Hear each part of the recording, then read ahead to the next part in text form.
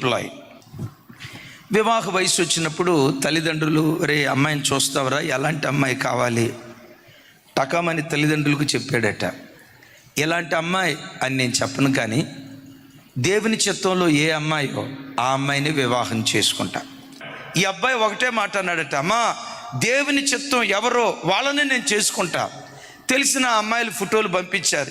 ఈ ఎర్రగా ఉన్న ఏ ఫోటో వచ్చినా వద్దు మమ్మీ, వద్దు మమ్మీ, వద్దు మమ్మీ, వద్దు మమ్మీ, దేవుని చిత్తం కాదు, ప్రార్థన చేశాను, దేవుడు వద్దన్నాడు అని చెప్పే పరంపరలో ఒక ఫోటో వచ్చింది. ఆ ఫోటో ఎట్టుందో తెలుసా?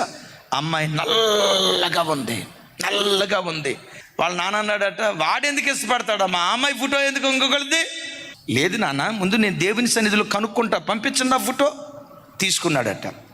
జస్ట్ పీజీ పాస్ అయింది, ఉద్యోగం లేదు, ఏమి లేదు, మిడిల్ క్లాస్ ఫ్యామిలీ. ఫోటో చూశాడు.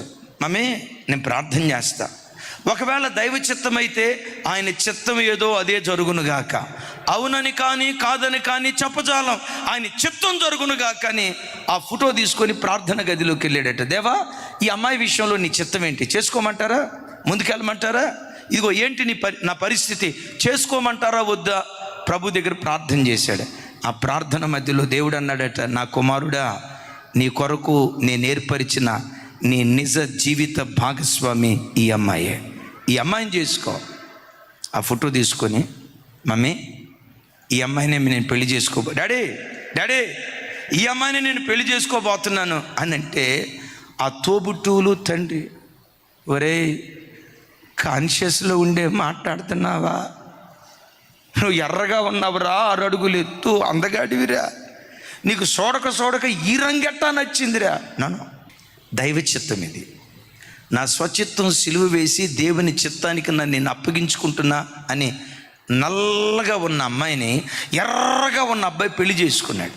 ఆ సంగతి మీకు ఎట్లా తెలుసు అన్నంటే, వాళ్ళిద్దరికి ట్విన్స్ పుట్టారు. వాళ్ళ బర్త్డే కార్యక్రమానికి వెళ్ళారు. ఆ తమ్ముడు సాక్ష్యం చెప్తాడు, నేను పెళ్లి చేసుకోక మునుపు నా భార్యకు ఉద్యోగం లేదు, నేను పెళ్లి చేసుకున్న తర్వాత నా భార్య గవర్నమెంట్ ఉద్యోగానికి ఎగ్జామ్ రాసింది. దేవుని మహా గొప్ప కృపను బట్టి గజిటెడ్ ఆఫీసర్గా నా భార్యకు దేవుడు బ్యాంకులో ఉద్యోగం ఇచ్చాడు. వాళ్ళ పిల్లలు 2 ఉన్నారు, కవల్లో ఎట్లున్నారో తెలుసా? దొండపండు ఉన్నట్టున్నారు. ఏమన్నాడు తెలుసా?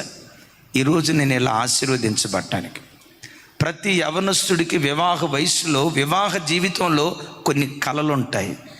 నా స్వచిత్తం సిలువ వేసి దేవుని చిత్తాన్ని నెరవేర్చాను గనుక నా బ్రతుకును ఒక అద్భుతంగా దేవుడు నిలవబెట్టాడు.